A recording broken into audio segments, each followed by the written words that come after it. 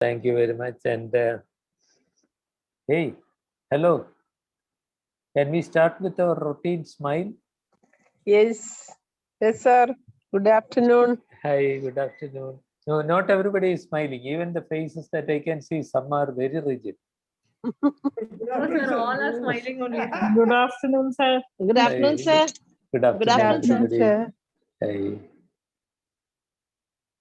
We are going to discuss ethics, medical ethics, which you have a faint memory of discussing in the fourth year of medical education in forensic medicine. Forensic medicine being the one specialty in which you are least connected to clinical medicine. Maybe some of you have learned more about it, but for many, it's a subject more or less confined to textbooks. So, in terms of actual practice, what I'm going to talk only is not only theory. I'll talk about only those aspects which are of everyday clinical relevance. Uh,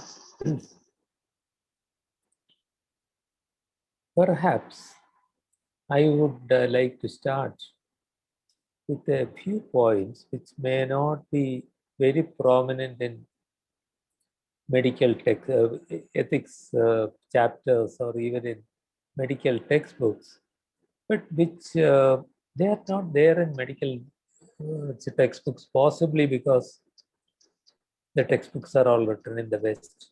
Some of this may not be relevant. I don't know. I have not worked outside the country, so I really do not know the answer. But let me start with this. Our Constitution has named fundamental rights, and amongst them is life with dignity. Guaranteed life with dignity.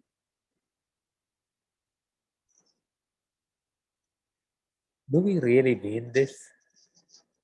Look at that woman with advanced cancer. She is very sick. She is in pain. She is having very foul smelling discharge. So even the grandchildren do not come anywhere near her. From morning to evening, her sons and daughters and their and her in-laws go to work. She is all alone. The woman lies dirty, foul smelling. Life with dignity? What joke? What am I saying? Essentially, ladies and gentlemen, we need to aim at this. We need to talk about it. We need to make it happen. We need to make life with dignity for our patients as real as possible so that we can demonstrate it to others. I earlier asked a question, will her dignity be respected if she goes to hospital?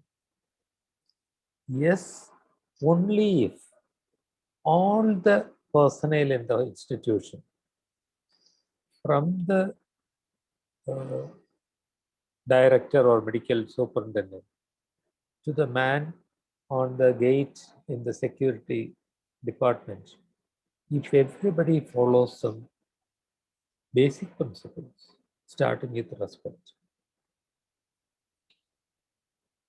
I see several people before me. I don't think I know Dr. Kale or Dr. Shirley or Dr. Indu. Oh, maybe that's our old Indu. Dr. Kale or Shirley in person. I don't know. I don't know meeting you. But I don't have to meet you. Dr. Kale and Dr. Shirley and everybody else here. I know that each one of you has something that I do not have. Some ability, some strength of character. Or maybe you can sing or you can dance. I don't know. You each have something that I do not have. And that allows me to treat you with respect. And look at that woman. She is not like Dr. Kale or Dr. Shirley. Should I give her respect? What does money have to do with it? Having gone through the life that she has led, don't you think she would have about 10 times my ability to put up with difficulties? Don't you think she would be facing life much more bravely than most of us? And every time we see that illiterate villager in rags, I keep telling myself, here is a strong person. Okay, I'll stop sermon. I must treat the patients with respect, not only because it is ethically right.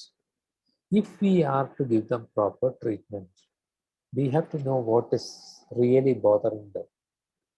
And unless we treat them with respect, we do not form a bond.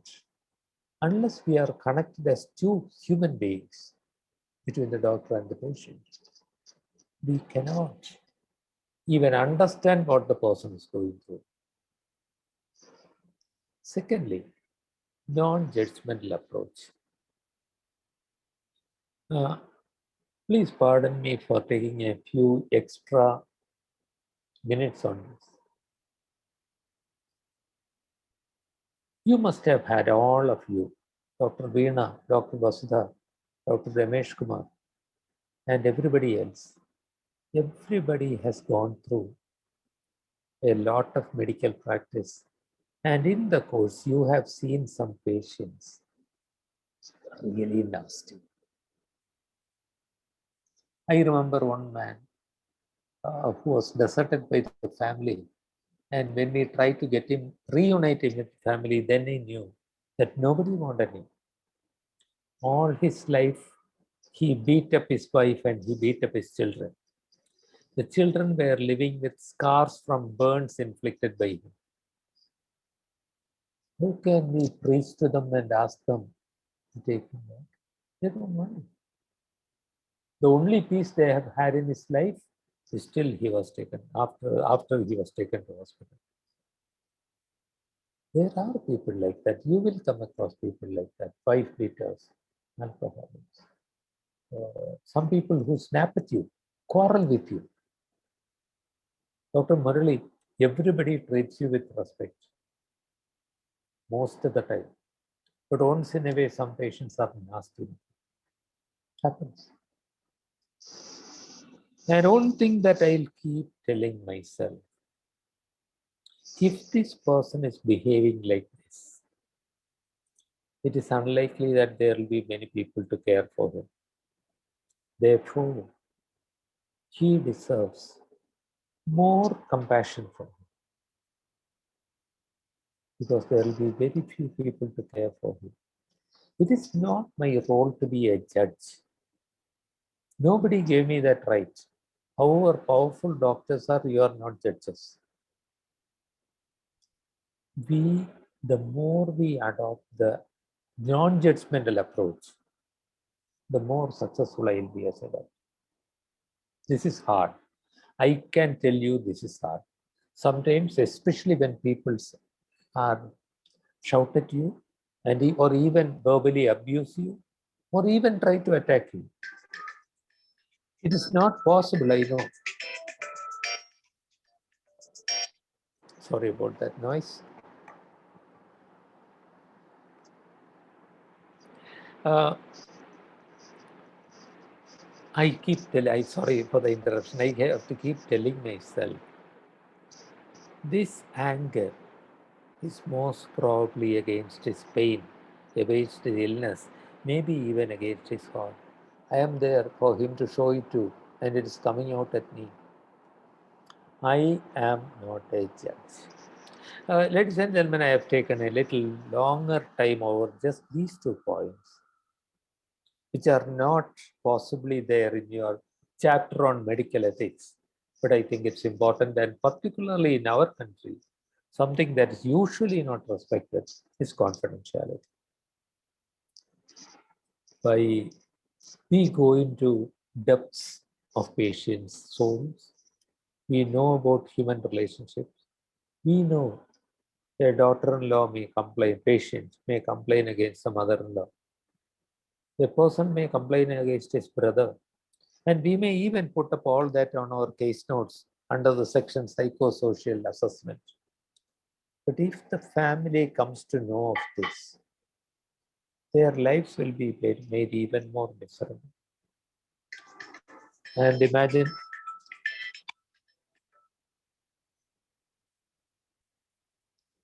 I must as well, I make a rule to keep this on airplane mode. I will do that now. Sorry, it won't happen again. Airplane mode, here we come.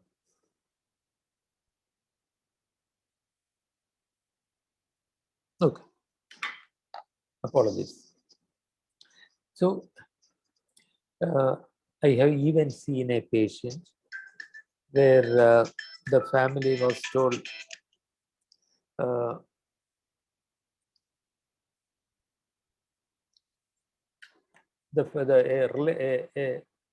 local leader was told somebody has an autoimmune disease. The news spread in the village that she had immune problem, she had AIDS. She had to run away from the village.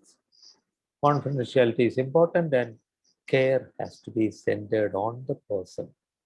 She may be poor, she may be suffering, but she is a human being with her own personality.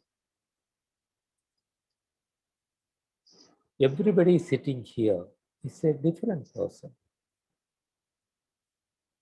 I cannot treat Dr. Chitra and Dr. Shaji and Dr. Sumit Kumar absolutely equally. You are different kind of people. I have to get to know you. If I were treating you, if I were to treat you adequately, I have to know a little about the kind of human being you are. I don't know if you have heard of Chochinov. Chochinov is an American doctor, the founder of what is called dignity therapy. Chochinov wrote this. Hey, why am I having to read all the work? Who is going to read it for me? A volunteer, please read this. Hello. Who is Hello, volunteering? Dr. Kale here. Hi, doctor. Yes, thank you. Treating a patient's severe arthritis and not knowing his or her core identity as a musician, providing care to a woman with metastatic breast cancer and not knowing she is a sole carer of two young children, attempting to support a dying patient and not knowing her, or she is devotedly religious. Each of these scenarios is equivalent to attempting to operate in a dark. Sir, carry on. What do you think, ladies and gentlemen? We may not have a lot of time. If you are spending 1 minute with the person, convey to the person that I care for you as a person. Just a question, what do you do? And if we have 5 minutes, tell me about yourself. Or if I have half an hour, tell me about your life. Getting to know the person is very important in all human interactions. That would go true for the shopkeeper, dealing with clients, for the government official, for you, for me. Getting to know the person means you are seeing beyond their foul smell, the horrible condition of the room, the broken wall. You see the person and you ask, what? Tell me about yourself. She will be surprised and she may say, the only thing that I want is for my son to tell me that he loves me. some things, precious things may come out when we treat people as human beings. Enough of my personal agenda. My personal agenda means I brought in these 4 things. Remember, respect, non-judgmental approach, confidentiality, and person-centered care, which are not formally usually presented in textbooks, but let me come back to something that is present in textbooks. The 4 fundamental principles of medical ethics are autonomy, beneficence, non-maleficence, and justice. Uh,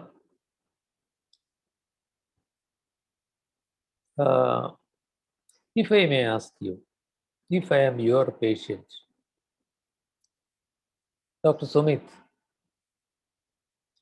will you allow me to take decisions on my treatment by myself? You want me to have an operation. Will you allow me to decide whether I should have it or not? You know that it is desperately important.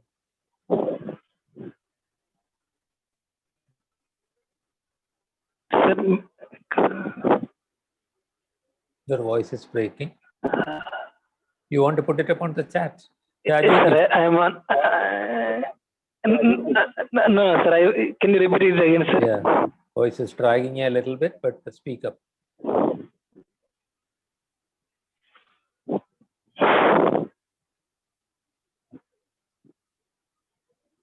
Autonomy is the person's right over oneself. Let me answer the question that I asked to Dr. Sumit. Yes, I am the decision maker. You know all medicine, you know that I need the surgery. But I know that if I come for the surgery, my grandchild will have to drop out of school. I don't want it. Okay, my disease may get worse. I may get metastasis. That's a possibility. It is still my decision, Dr. Autonomy. Beneficence. We'll talk more about autonomy. But let us understand what each of these means. Autonomy is one's right over oneself. Beneficence is doing good. Understandably, Dr. Shilpa Khanna would never want to do anything to harm the person. You didn't want malfeasance. We believe in beneficence and non-malfeasance. And fourthly, justice. And we mean distributive justice in this case. We'll talk more about it. But let us first talk about the real world and autonomy. There is a concept called normative ethics or ethical relativism. Some things are right and some things are wrong, and they are maybe written in the textbooks. But the society will also decide what is good or what is bad. This man is ill. He wants his own choices. But the family and the next of kin, no, we can't give it to you. You may say you don't want to go to hospital. I have to take you to hospital. That's our duty. It's for your good. Even the neighbor will have a say. How do you relate all this? If the patient's wishes are in conflict, we have to address this. Raju, are you ready with the poll? Yes, sir. Here's a question for you. The patient says, patient requires urgent treatment. You remember the operation. And I, as a patient, am saying, I don't want to talk about my disease. I think I am going to be okay. How do you respond? You have choices. You have a choice. Respect is autonomy. It is your body. It's your right. Okay. Or, listen, this is important. We have to tell you, you have cancer. It needs to be operated. Are you going to choose one of these or do you have another answer?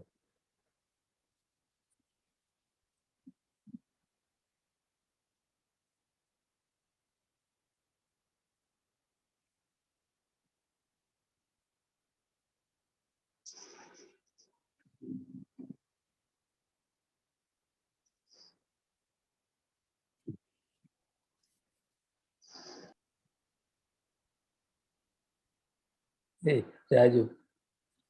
Yes. Remember, these are all things that we care about. Don't take autonomy by itself. You have to think of everything. I agree. This is the overriding principle of medical ethics. Autonomy comes first. Having said that, we also have to do good. We can't do harm. So these are the challenges. Sometimes I won't say that one answer is completely wrong or completely right, but sorry, where was I?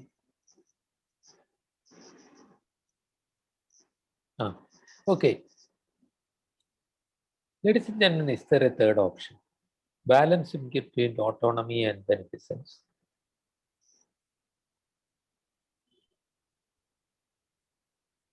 Anybody want to respond in the chat box?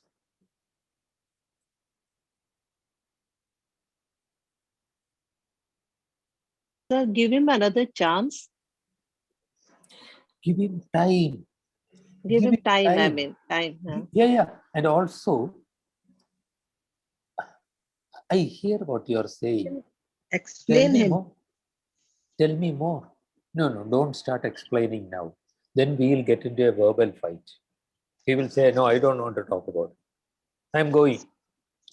Wait. Listen to him more. Listen to what he's not saying. So we have a couple of answers coming in. Yes. Dr. Agnes says, find out the cause why he doesn't want to. Very good. Dr. Anita says, seek to understand his views too. Yes. Dr. Kale says, we can discuss it later about, I think it's regarding the explanation part. That's All it. this more. Sorry, Raju. Please go on. That's it, sir. No, all this is correct. Give him time. You always take time over decisions. That is human nature. You will take time over decisions.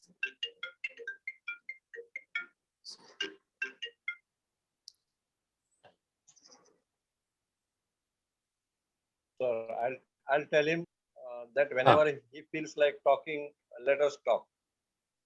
Yeah, I mean, obviously, you are very much burdened by everything now. This is emotionally draining. You want to think a little more. When you go home, think. Why don't we set up an appointment for day after tomorrow? Come back and see me and tell the family. It's important that we continue the conversation. Today is obviously not the day. But even better, even prior to that, do you want to talk to me more about how you are feeling? Tell me how you are feeling. Ajay? Sorry?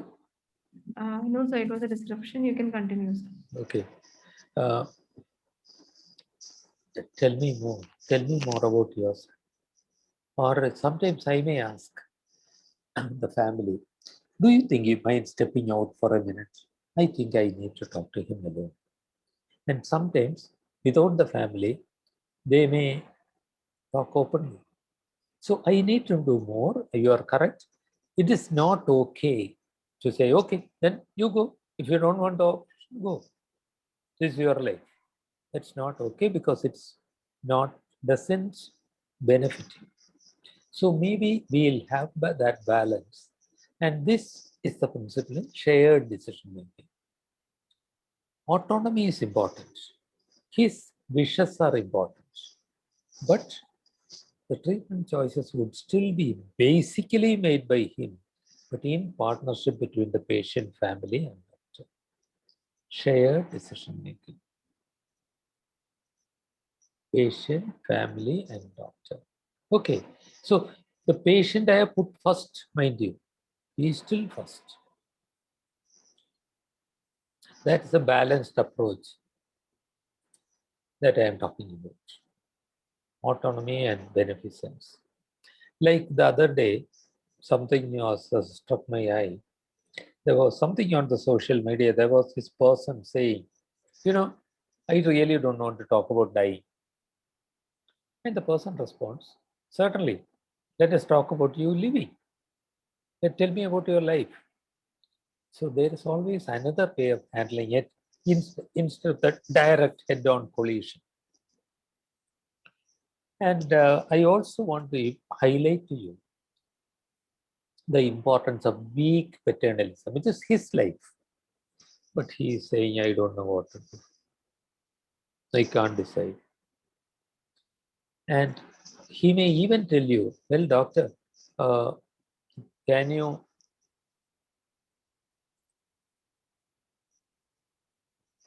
he may even tell you, tell me what to do. How about that? The person is asking you, tell me what to do. I will tell you as you say, doctor, I trust you. Dr. Veena, I trust you. I'll tell you what you want me to do. Then weak paternalism is totally acceptable. Weak paternalism means, I know he has his right, but I would say something like, well, if I were in your position, I would do this. And here is another question for you. Here is a man with advanced cancer. The specialist doctor says, let us take him to ICU. He needs to be in the ICU. And the person cries, don't take me back to ICU. Don't take me back to ICU. I don't want to go back there. Can you understand that? The doctor is concerned about the oxygenation, about possible implications on cardiac function. And the person is scared of loneliness. He wants to be with his family. He knows he has limited time in this world and wants to spend that with his family. But his son says, don't mind what he says, doctor. We want the best care for him. We will follow your advice. If you want to take him to ICU, take him. The man cannot fight much. Chaju, Paul, please.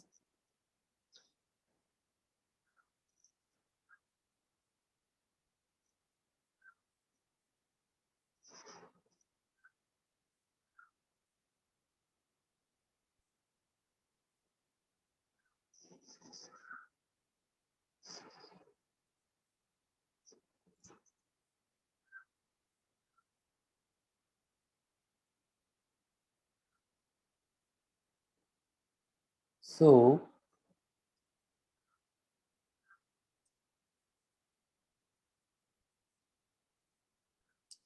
at least two people think. Very practical. I don't know if I said this to you in the introduction. There is this simple rule. Dead people do not go to court. Living relatives go to court. Dead people do not go to court. As simple as that. Living relatives will take you to court. If you just antagonize a son and say, look, listen, this is his life. If he says he doesn't want to go back to ICU, I'm not going to take him to ICU, and he will die there, the son takes you to court saying that this inhumane doctor refused him intensive care and he died. Whether you will be acquitted after 7 years is immaterial. Court cases are draining, and some of you have gone through them already, I'm sure. So the answer is perhaps neither the above. Discuss. Shared decision making. Maybe separately. Well, tell the son, okay, what we'll do is, I hear what you're saying. We want to do the best for him. We will do the best for him. Let me start him on oxygen right here. And then let us sit down and talk. And one member of the team has to sit down with the son. How will you start the conversation? I wish we had the time. Would you say, look, it is his life. He wants to be with you all. If you take him to ICU, he'll be sad. And he may say, hey, but you said he may die. And you may say he will die anyway, he has advanced cancer. But if he can live for a few more days, we want that. It will go on as an argument. Suppose you do this, sit down with that son, and tell him, you love your father very much, don't you? And the man would say, yes, indeed, doctor, he's everything to me. He did this for me, he did this for me, he's everything to me. Then you may say, you want to do the best for your dad. I also want to do the best for your dad. Let us talk about the possibilities. What do you think his stage of illness is? And there the conversation starts. We will have to arrive at a consensus. The consensus, as much as possible, maybe just explaining, look, his oxygen saturation has improved now. I don't think he will benefit by being taken to ICU. I'm glad that we are able to maintain him here, right here. I think it's very important for you to be with him. Eventually, we may get there. Sometimes we will fail. I know it doesn't work all the time. And now a few words about informed consent. We have talked about autonomy. We have talked about in the context of beneficence and non-maleficence. Informed consent is really ensuring autonomy. Okay, I am your patient. I want morphine. Will you ask for an informed consent from me? Will you make me sign that I understand that Dr. Anita Chandna is going to give me morphine? I know that I realize that it can cause 1, 2, 3, 4, 5 side effects. I agree to take it. And the answer is given in the slide itself. No. The principle of implied consent means that for ordinary procedures, usually for oral medicines and ordinary injections, you do not need consent. Implied consent means the courts will agree that if the person approached Dr. Shaji for treatment, that means he is willing to undergo treatment by Shaji, including ordinary medicines and injections. So for routine things, we really do not need a consent, written consent. But will I need information? Dr. Shaji, you don't have to take informed consent in writing. But do you have a duty to tell me that I am going to be given morphine? Yes, sir. Yes, we have to inform. That might scare me. Oh, morphine. Am I dying? Will it not cause addiction? That may be true. That is where you have to give me explanations. Help me to understand and do it in partnership with me. Because the law may not want informed consent, but our duty, ethical duty as physicians means that you are the doctor, I am the patient. I have a right to know what's being done to me. It is as simple as that. And when we do that, we get trust. Again, in the case of in the context of beneficence, we have to talk about double effect. Beneficence is doing good. Non-maleficence is not doing harm. Dr. Sushma Miri, are you sure that you never do any harm to patients? No, sir.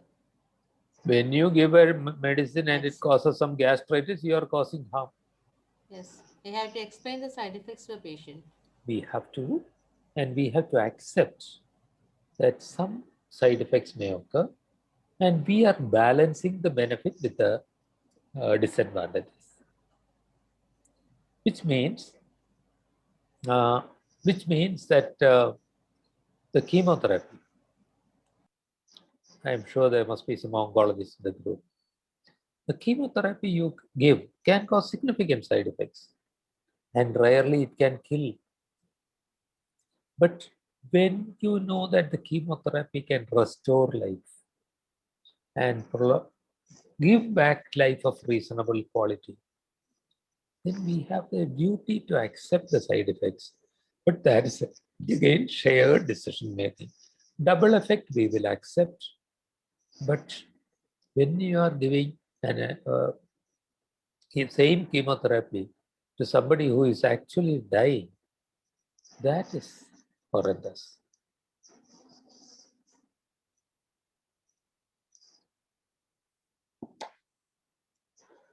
And the fourth principle is distributive justice. We have an organization which actually pays for some treatment. All our medicines are given free to all patients, for poor patients. All our treatment is free. We just take donations from people who can pay. So we have some money. The man says, my oncologist has advised an MRI scan to see whether the tumor is eroding inside the cranium. Should I give it? The same money, we could do children's education of families of patients. The same money can pay for children, 2 children's or 3 children's education. क्या करें? Dr. IB, what shall you do?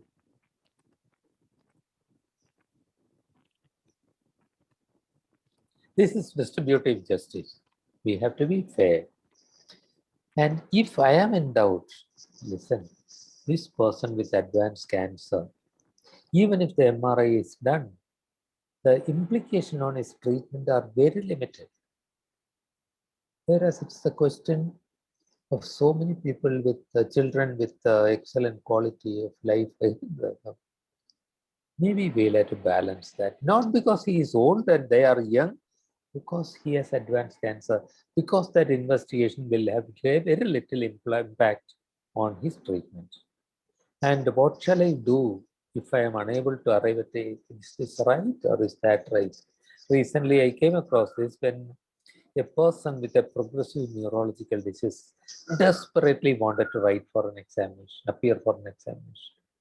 She wanted to pass that examination. She knows that her life is limited, but that was what she wanted. I was in dilemma. What do I do? 2 things. One, I don't take that decision as a person. We can have 2 or 3 people in the team together taking joy in the ethical decision. Secondly, I do this also.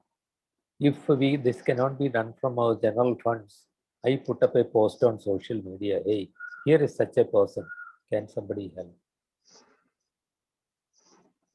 But the point is, there may be dilemmas, but we have to be just in fair allocation of available resources. One more point I want to make is about autonomy. This man, for whose MRI I did not pay, his pain is partially relieved, but he has a neuropathic pain which is hard to treat. He is suffering a lot. And one day he says, what's the point in living like this? Can't you kill me? Just put in something into my vein. Actually, one woman has come and told me, please, nobody needs to know. Only you and I will know. Please put something into his vein and finish him off. I can't bear to see his suffering.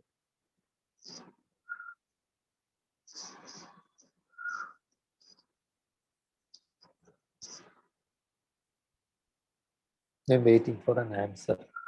Either unmute and speak or put it upon the chat.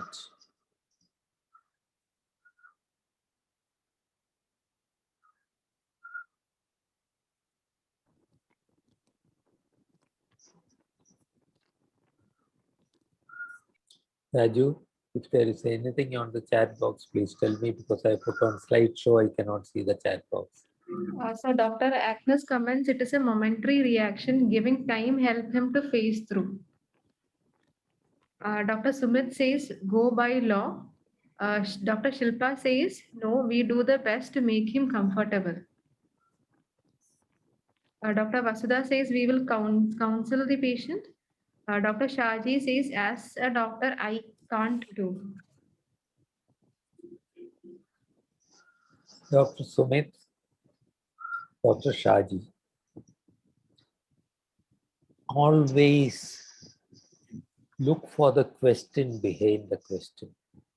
Look for the statement behind the statement.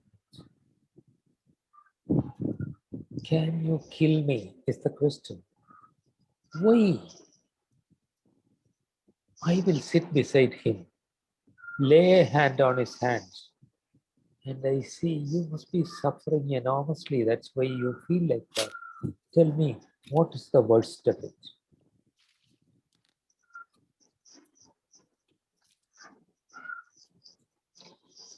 I find that 10 times, 9 times out of 10, if you give them symptom control, if you address one pressing issue, the next day the request vanishes.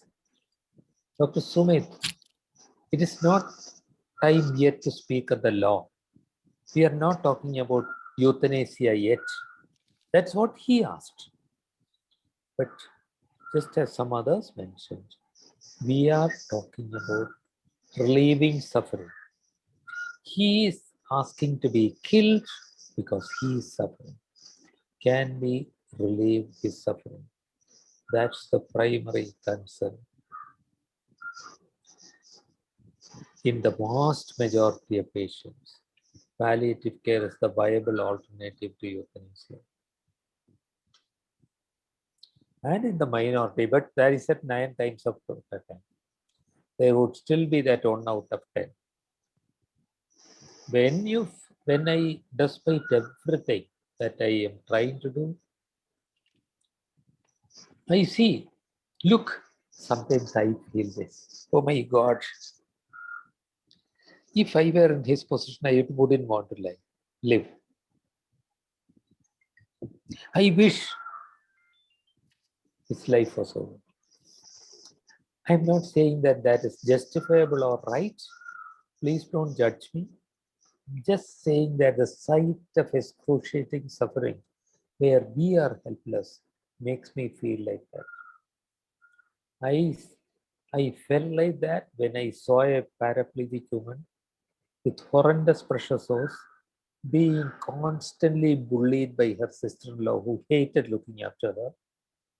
And when the woman said, I wish I could commit suicide, I don't even have the strength to commit suicide. I couldn't help this person.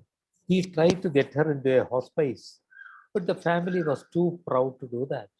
They kept her there. And after some time, they asked us, don't come here anymore. I feel like that. But as Dr. Sumit and Shaji pointed out, in India, we cannot even think of that. I'm not going into the right and wrong of it. Many of you would have religious objections to it. Many of you would have moral or ethical objections to it. I won't argue with that. I'm just making that statement that there are people who suffer like that. And I sometimes have had to tell them. There was a man and a woman. The man died 2.5 years back. They came to me first a year before that. The man had 2 different chronic pain conditions and also obstructive sleep apnea. Hardly any medicine could be taken. The man was in severe pain. He came walking with a walking stick, but he was in agonizing pain. And he said, on the first visit, after I came to ask you something, I know that my pain cannot be relieved. Can you help me to die? No, you don't have to kill me. Just tell me what to do. Tell me the best way to commit suicide.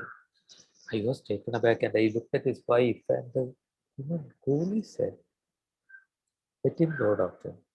I can manage. He has been suffering for 12 years. She is one of the most compassionate human beings I have ever seen. She is now a counselor after the death of the man. So there are people whose suffering we are unable to relieve for a variety of reasons. But most importantly, look at the first sentence. In the vast majority of patients, palliative care is the viable alternative to euthanasia. Think about this only for the minority. And we are, in India, I would say we are not even ready to talk about euthanasia. You don't have the right to talk about euthanasia, Dr. Anita Chandra. Dr. Sumit, you don't have a right. Unless we get palliative care across the majority of people, we are trying to relieve their suffering. How can we even think about legalizing euthanasia? But that's again a personal point of view. In India, euthanasia is legally murder, cannot be done. In another country, the answer might be different. In Switzerland, Netherlands, some states in USA, Belgium, in so many, Germany now, Canada now, in so many places, euthanasia is legally permitted, is going on. But please, everybody get together. Let us make sure that at least the 10 years, majority of people get pain relief and don't have to make this plea. Raju, I am feeling very proud of myself because I have left 12 minutes for a discussion. Yeah, but 2 minutes I'll take.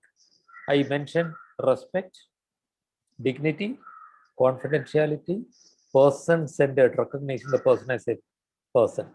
Then I mentioned the traditional principles of medical ethics, autonomy, person's right over himself, beneficence, doing good, non-maleficence, not doing harm. We talked about the principle of justice, but we also said that autonomy has limits. Autonomy has to be tempered with beneficence. And autonomy sometimes will be tempered with weak paternalism, where we may say, well, if I were you, I would be doing this. And autonomy also is limited by what the society thinks right, like in the case of a request for euthanasia. I also said that informed consent is not necessary for ordinary medicines and injections, but is something that is required legally and ethically for anything that is invasive. We did come to the question of euthanasia and said, for the vast majority of requests of euthanasia, sit down. You need to give an extra minute to that person. That person deserves an extra minute of your time, and look for the question behind the question. Thank you. I'll stop there. Questions and comments, please.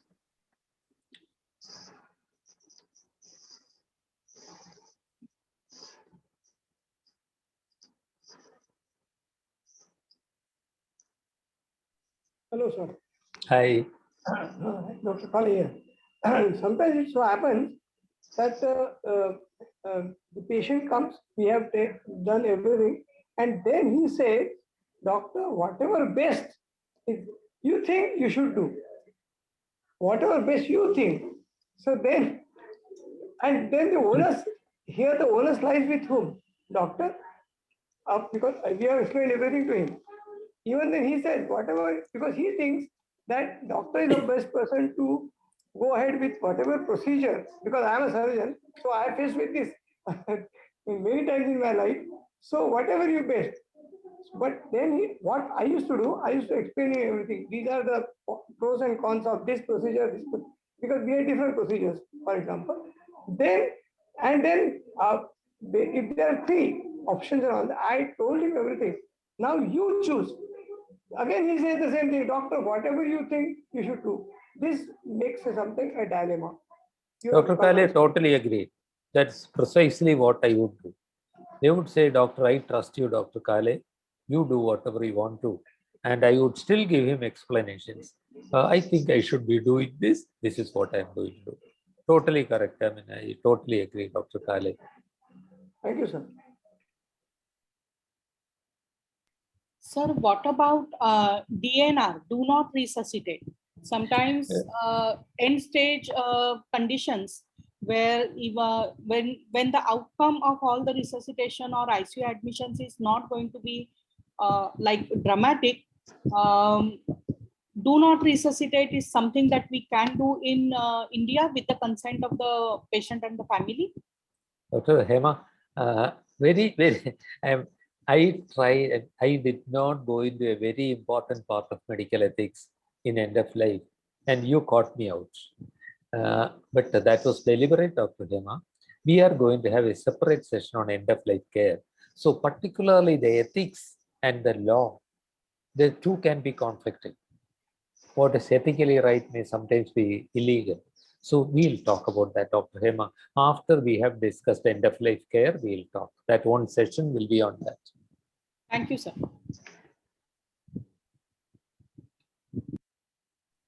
Sir, why not possible euthanasia in India? Dr. Sir, towards the beginning of the talk, I mentioned normative ethics or relativism, ethical relativism. That is, what is right and wrong depends partly on what the society thinks right or wrong. There are two reasons. One, I believe it is totally unethical if somebody is in agonizing pain to offer him euthanasia without relieving that pain. That's the first reason. It is unethical. We should be offering them palliative care. The second reason is, especially in India, when in 2017, the Supreme Court came out with an order permitting withhold and withdrawing of artificial life support. Unfortunately, they called it passive euthanasia because that's not correct. We'll talk about it when we are discussing end of life care. Immediately, religious organizations came up with anger against it and said we will not allow this to happen. So society has to discuss this. Every country that made it legal went through this process. I remember this happening in Canada and Germany around the same time. 2 years back, both countries legalized it. The process started 5 years back. The bill goes up, the parliament rejects it, says no, cannot do, this is bad. It goes up the second time, more discussions. The third time it got passed in both countries. But also remember one important thing, Dr. Ramesh. Okay. In the same year, Canada passed 2 laws, almost in the same month. No, in the same month. One law made euthanasia available, a right of everyone. They said healthcare system has a responsibility to offer palliative care to everyone. Okay, sir. And then they said euthanasia is legal. That's an important point. In no country is it legalized where palliative care is not available. Every single country where it has been legalized has made palliative care available. Okay. Thank you, sir. Thank you, Dr. Ramesh. Very important question. Sumit, Dr. Sumit Kumar has asked a question. Dr. Sumit, you want to speak out and answer, or shall I read it out for you? In resource poor settings, yes, Dr. Sumit. Yeah, please speak out. Sir, I encountered one patient, sir, carcinoma cheek, secondary to tobacco chewing.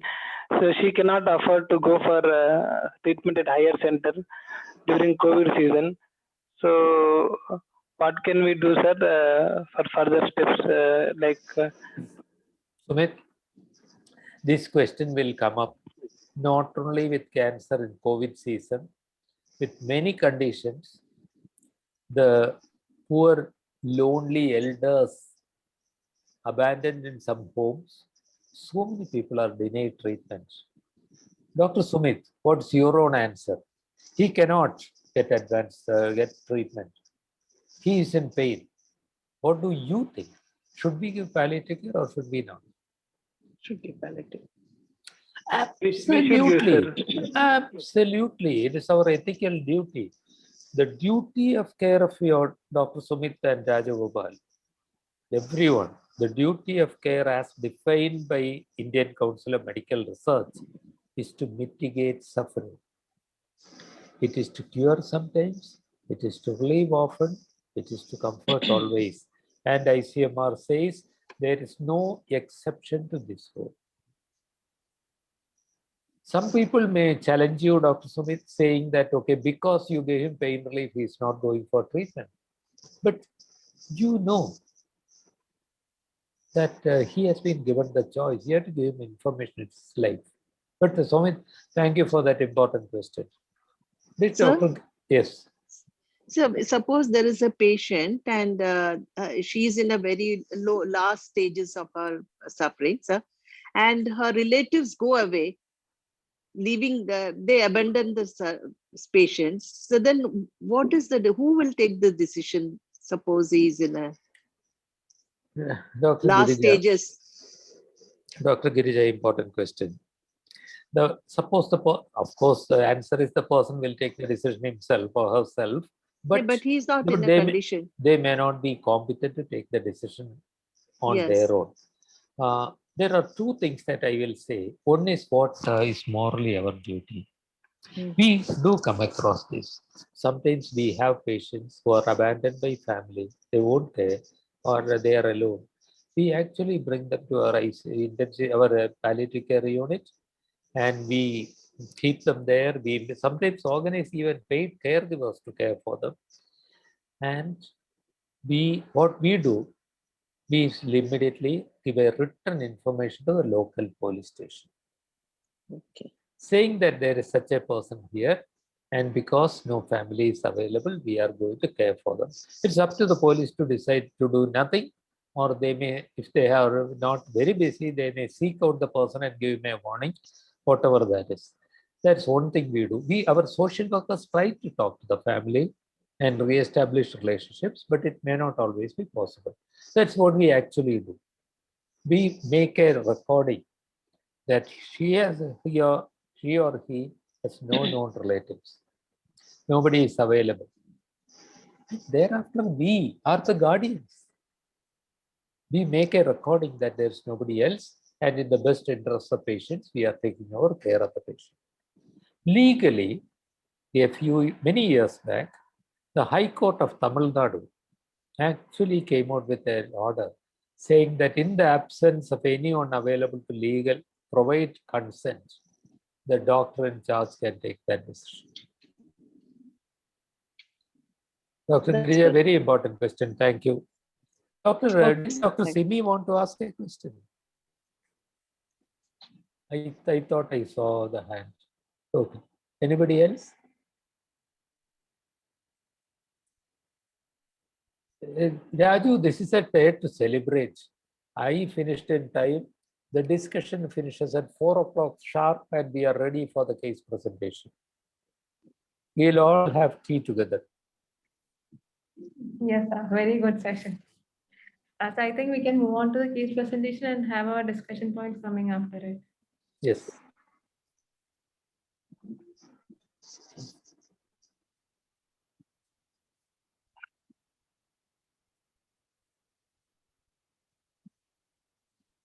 So we have Dr. Girija taking case presentation for us today. From Coimbatore Cancer Foundation. Sir, I have joined, Oh. but actually I was in Calcutta for 15 years. Dr. Harsha is still with you? Sir, yeah, she's there. Okay. Okay, Sir, Dr. but Girija. as soon as her. Sir, doctor, I'm actually a dermatologist, now volunteering for palliative care in Coimbatore Cancer Foundation. So glad, So- Dr. Girija. So my patient is around 55 years old male, and his problem was he had come with pulmonary embolism with suspicion of lower respiratory tract infection, as he was a known case of adenocarcinoma of right lung. Advanced case of carcinoma. So coming to the presentation of the complaints, he was an industrialist as a profession, and he had advanced metastatic cancer of the lung And he came to the emergency with a history of breathlessness and dry cough since the preceding 2 days. On probing further, he has been suffering from breathlessness since the preceding 3 months, which was controlled with inhalers and steroids prescribed by the oncologist. His breathlessness has progressed from mild, that is ESAS score 4/10 to 10/10 in the last 2 days. He was unable to lie in recumbent position, and he was all the time sitting, leaning forward, which was giving him a lot good comfort. Breathlessness was associated with dry cough and no hemoptysis. He had erratic bowel movements and fatigue, anorexia, and no vomiting or nausea. History of illness.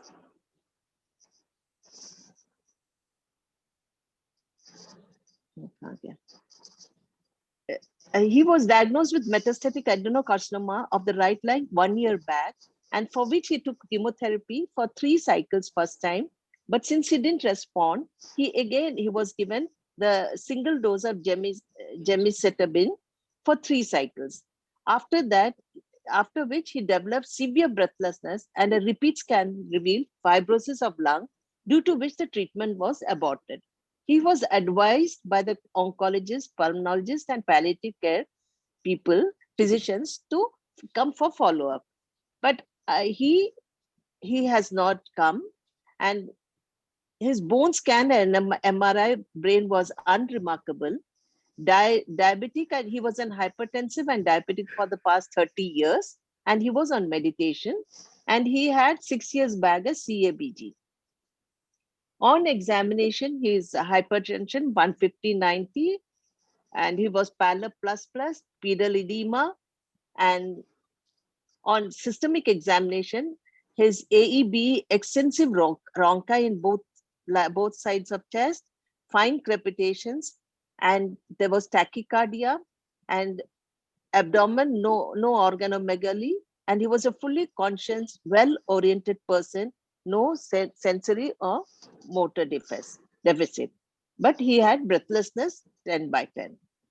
So he was started with and his investigations showed hemoglobin 8.3, and platelet count was 1.2 lakhs. Rest of it, nothing to mention. X-ray chest revealed cannonball lesions, bilateral lungs fields. The CT showed presence of thrombus in the main pulmonary arteries with extension to the segment 1 and subsegmental pulmonary artery branches on both sides, resulting in filling defects. So the final diagnosis was pulmonary embolism with suspension of LRTI in a known case of metastatic adenocarcinoma of right lung. Medications were supportive: proptoprison, nebulization, hydrocortisone, antibiotic like piperacillin and tazobactam, and injection enoxaparin 60 milligram. So psychosocial aspects were, from the patient sides, it was anxious about the impending death, apprehensive of the future, expressed desire to survive to support family, worried about the unsettled business. The family was his daughter and wife. They were feeling worried about losing him so early, strong desire to bring him out of the present danger, prayed for his long life, helpless about the situation, feeling a loss of self and fear of losing him, fearing life coming to a standstill if he were to leave them. He was stable for 24 hours post-admission. Patient and family were prognosticated, advised about the DNR and futility of escalation of the ICU or aggressive measures. Patient was not in a state to take any decision. Finally, family was not convinced with DNR and wanted all interventions to revive him. The treating oncologist, pulmonologist, and palliative care had meetings with the family and the daughter and tried to convince them to meetings, but still they wanted resuscitation of the patient. After 24 hours, his vitals began to crash. Patient was unresponsive and not breathing. While the code blue was activated, the team tried to counsel the family against the resuscitation and futility of escalation to the ICU, to which family was insistent to escalation to the ICU. The patient was shifted to the ICU and put on the ventilator. He had a stormy course in the ICU, which was deeply sedated on the ventilator. The patient eventually succumbed after 48 hours of struggle on the ventilator. So the main concern was prognosticated to the family about the impending decline and death, patient's autonomy at stake, denial by the family, non-maleficent, and justice to the patient. So in spite of summary of the case, in spite of this prognostication, patient was shifted to the ICU and struggled on the ventilator, which did not revive him, but on the contrary, led to his suffering, loss of dignity, loss of human touch, despite human intervention. He died alone without any family members around. Guilt in the family was devastated and was guilty that they were not there beside them. So this is the case I'm presenting.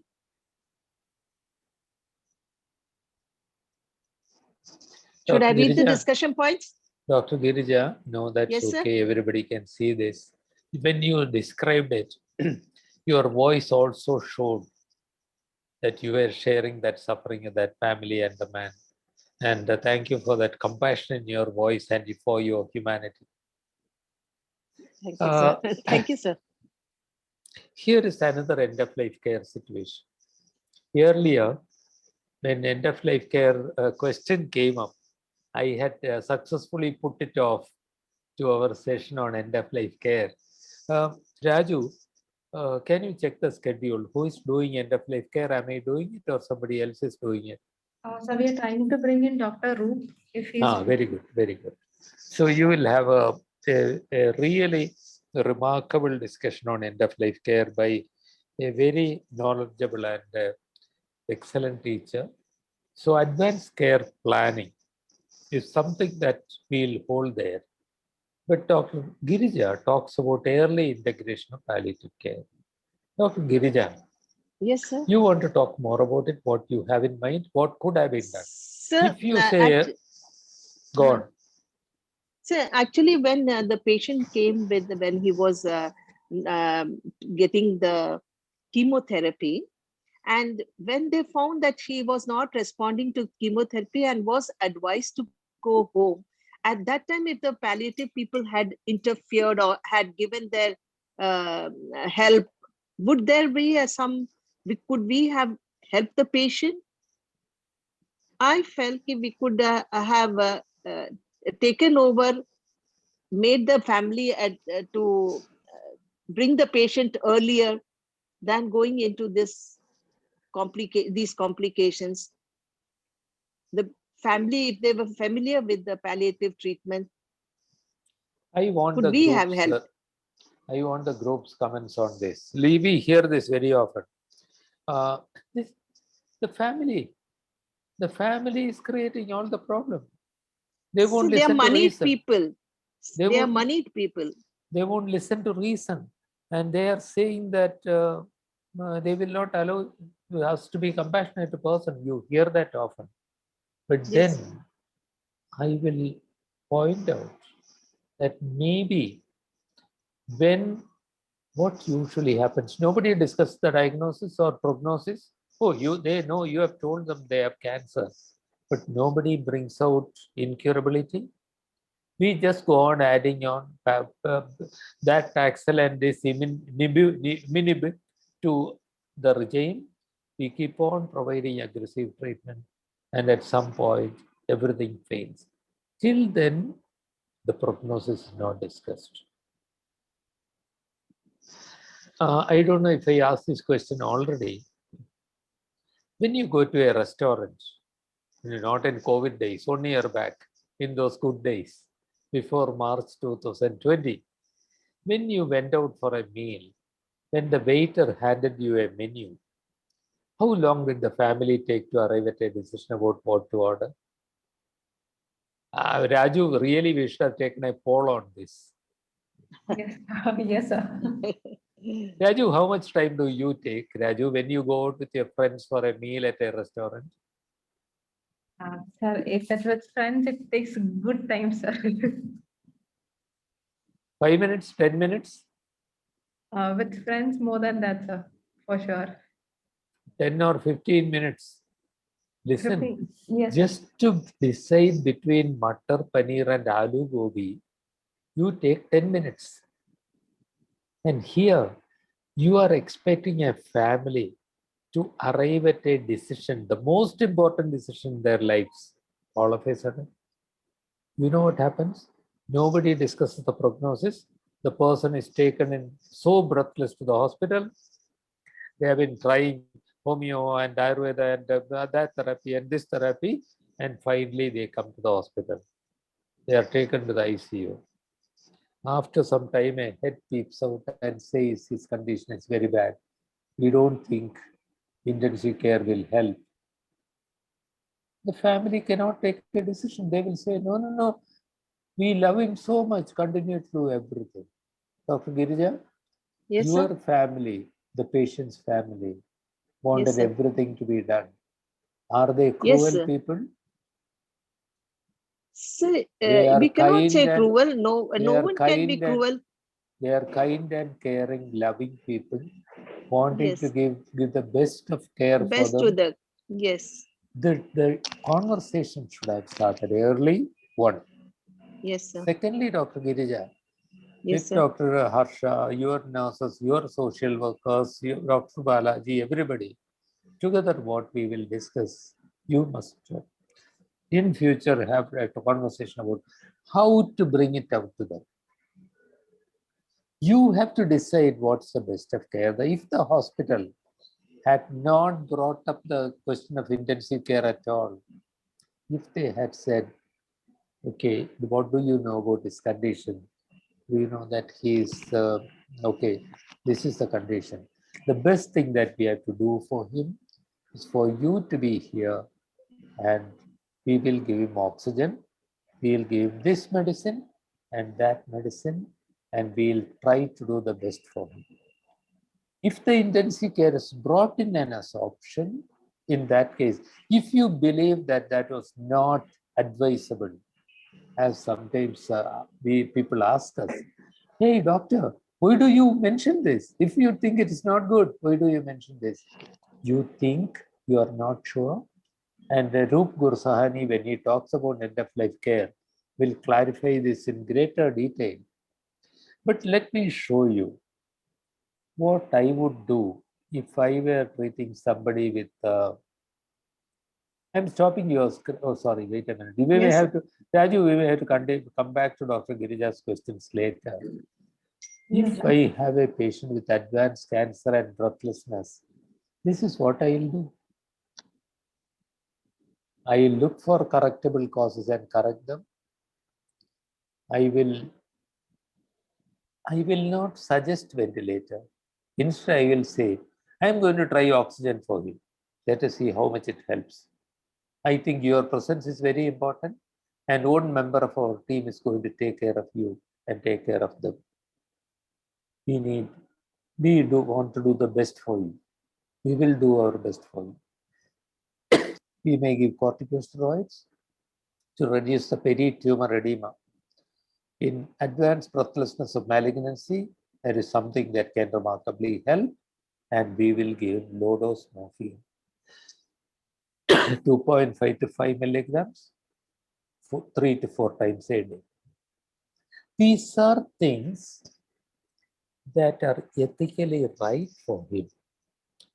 So, my answer to Dr. Girija's difficult question, which will be dealt with in greater detail later on in the session on end-of-life care, my suggestions are: one, let us try to get this started early. Let us have in Indore Cancer Foundation and in GKNM, right? Every hospital, let us organize sessions on communication. Let us empower doctors on how to communicate bad news early, how to allow him to make his plans. You said mentioned that the man had unfinished business. He was not ready to die. If He he was is a 55. if he is a businessman, he needs to wind up his business. If he needs to write his will, he needs to do so many things. He wants to tell people that he loves them. And we need to facilitate all that.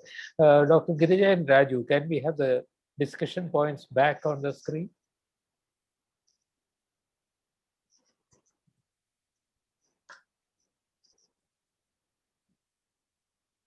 So Share the advanced. screen with the discussion points, please.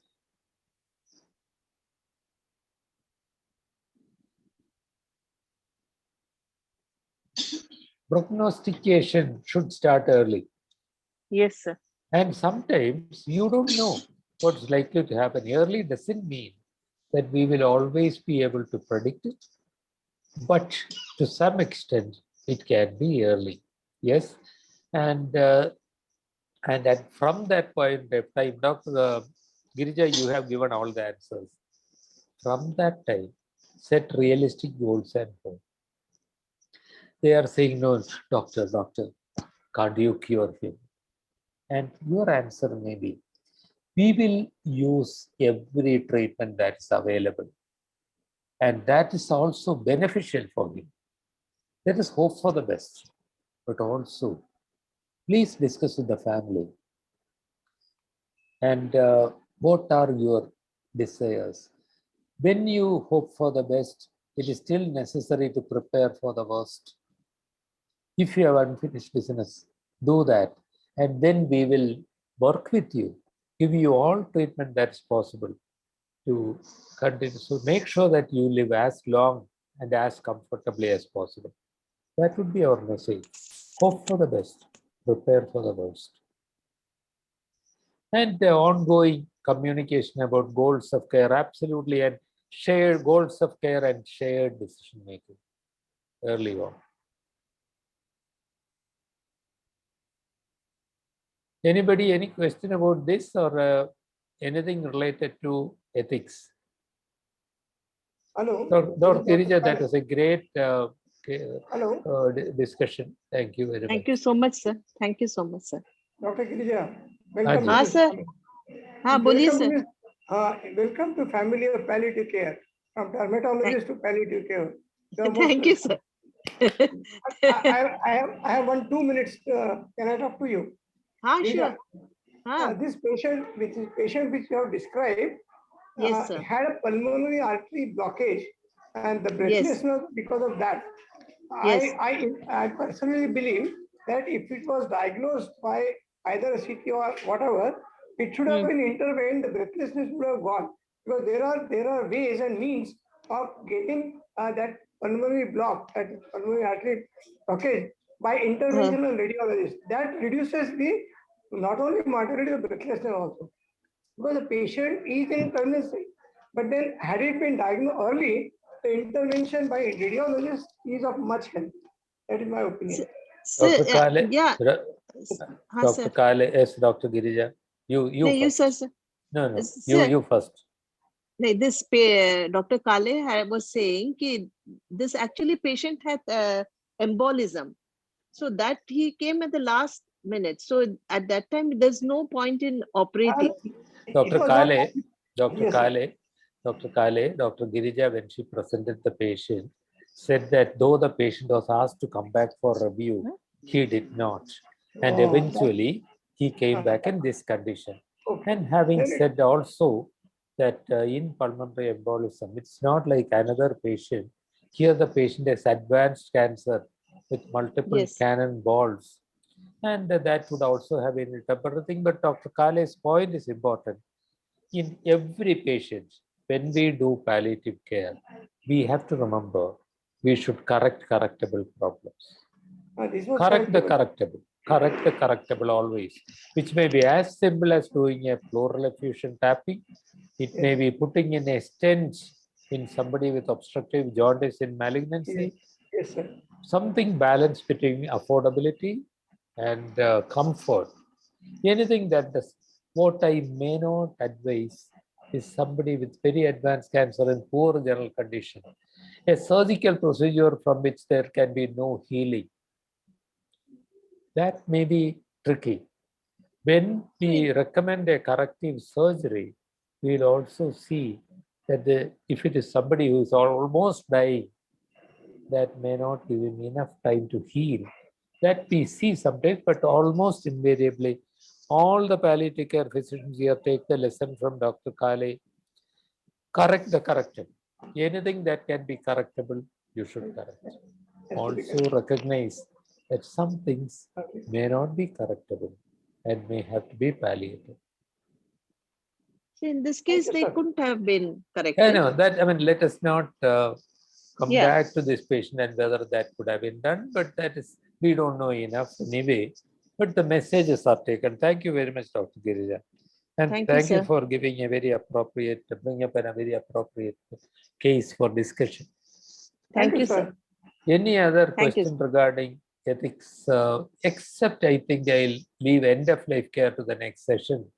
Any other point in ethics that you want to mention?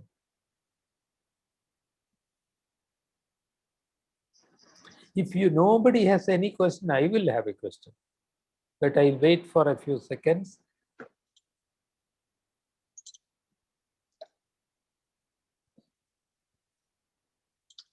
Sir, Sir, the doctors knew that the patient is not, in this case presentation, that the patient may not benefit going on a ventilator or an ICU care.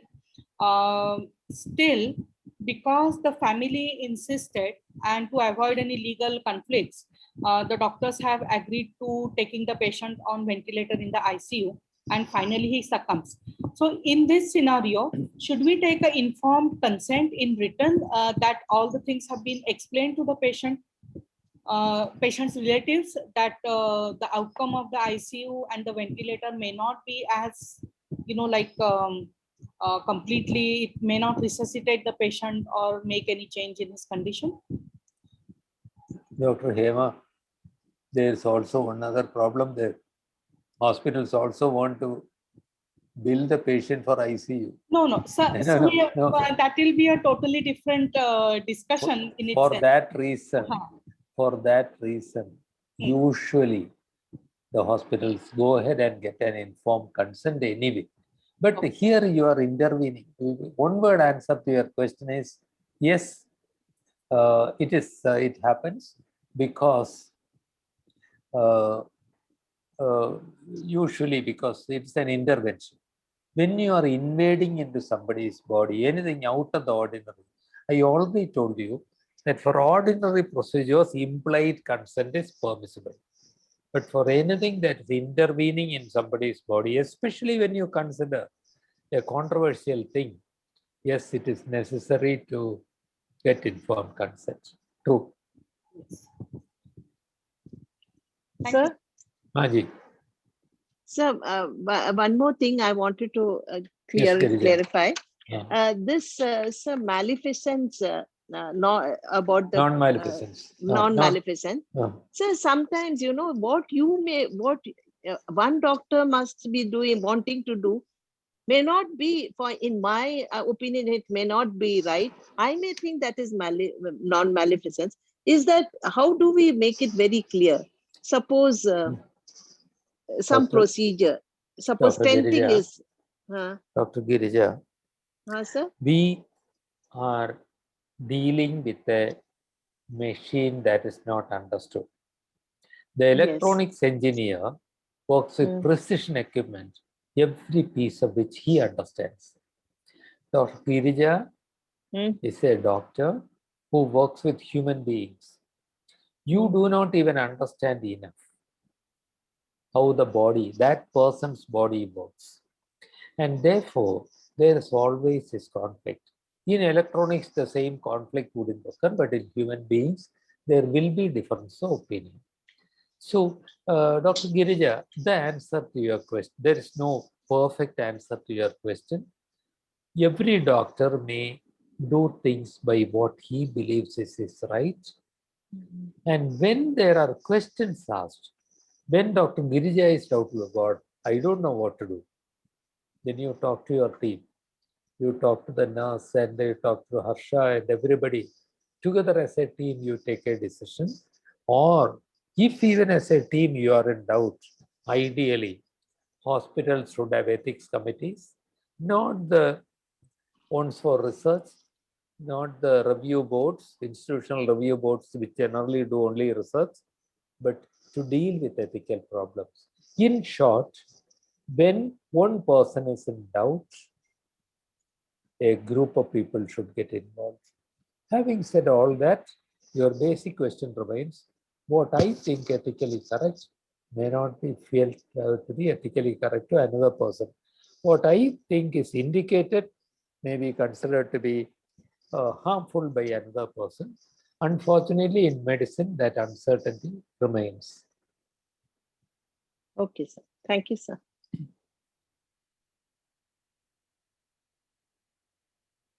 Was anybody else going to ask a question?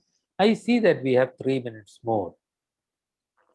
So I am going to share my screen once more and show you this picture. Dr. Roop Gursahani will talk more about it, but in the meantime, here is a concept. Very often, you are worried, see the last box, the legal. You don't know what's the legally correct. India does not have a law related to ethics. India does not have India has a Supreme Court verdict, which in the absence of law should carry weight. But that is so confusing. But first and foremost, ladies and gentlemen, we have to decide what our perception of duty of care is. What is your duty as a doctor to me as a patient? Is it your duty just to prolong life, or is your primary duty to mitigate suffering? Have that clear in your mind. I already told you the ICMR thing. The doctor's duty of care is to mitigate suffering. It is to cure sometimes. It is to relieve often and to comfort always. There exists no exception to this rule.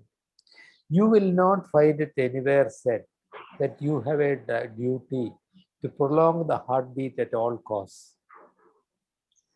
Before we recommend intensive care, how we present it is doubtful. Like, I am not talking about how Raju is faced with a menu card in the restaurant, but instead of saying, intensive care may not be very useful, but that's the only way of saving his life. Do you want it? That's not the right way of saying it. What I would do is to sit down with the family. Even if I have only 5 minutes, I will do that. Sit down with the family and say, I don't know what you think about his condition. What do you understand? And I'll go on to say, as it happens, his condition is very bad. I think these are the important things to be done now. I think we must give him this medicine and this medicine, which is already being given. We have started him on oxygen. We'll see how he is. I think our most important function should be to keep him as comfortable as possible.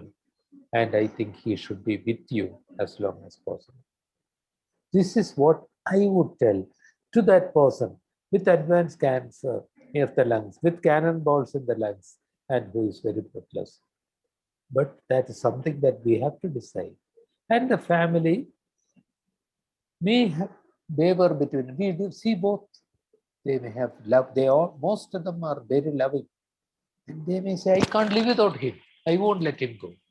Or a better kind of unselfish love is, I do not want her to suffer. I do not want him to suffer. If we have started the discussion early, we may be able to get the family to this side. And of course, what the society thinks, the religious factors, etc., come in, and the legal aspects also come in. You will read about, you will listen to hear about all that from Roop Gursahani on the session on end of life care. But I want you to remember this. You and I need to remember what our duty of care is. Raju, that finally I made it 1 minute too late. Ladies and gentlemen, thank you very वो इस